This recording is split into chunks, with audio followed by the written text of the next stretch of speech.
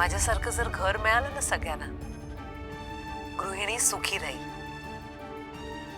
तिची सगळी स्वप्न पूर्ण होतील आणि तिचं करिअरही थांबणार नाही. Wow, thank you so much Anupriya.